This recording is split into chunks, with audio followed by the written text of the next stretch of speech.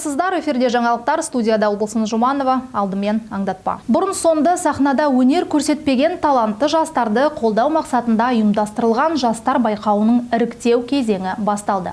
2 күнге созылған бұл сайыста ән мен би аталымдары бойынша топтан озған кіл мықтылар анықталмақ. Сайыстың іріктеу кезеңін әріптесім Қаракөз Мақатова көріп қайтты.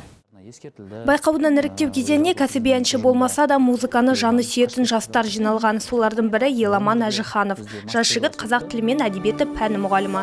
Бала кезінен өлең айтқанды ұнатады. Бүгінгі сайысқа танымал әнші Жұбаныш Жексенұлының орындауындағы Нурикамал әнін дайындап келген. Байқау туралы Instagram желісінен, әлеуметтік желілерден көрдім. Қызығушылық пайда болды.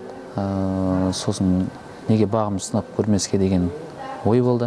Аспандағы айма дедім, жастық шағым қайда мені, көңілімді ел жереткен, жаным қандай жайдар едің. Жас таланттарды анықтайтын жастар байқауы өңірімізде алғаш рет ұйымдастырылып отыр. Қатысушылар бұрын сонды ешбір сахнада өнер көрсетпеген. Олар вокал және хореография номинацияларында өзара бақ сынасады.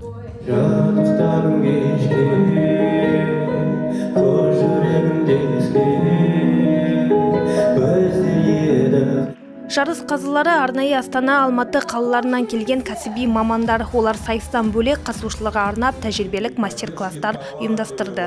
Сахнада өз-өзін ұстауы, өнерін, мысалы, әнді жеткізуі, сондай өзінің критериялары бар. Солар бойынша бағаланады. Енді жалпылама алған кезде бұл вокальный конкурс болғаннан кейін вокалдық тұрғыда көп сынға алынады олар.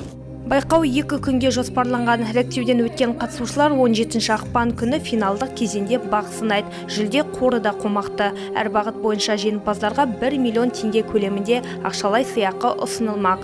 Валерий Тощев, Қаракөз Мақатова, Алау. Ақпарат легі осымен тәмам. Сау саламатта болыңыздар.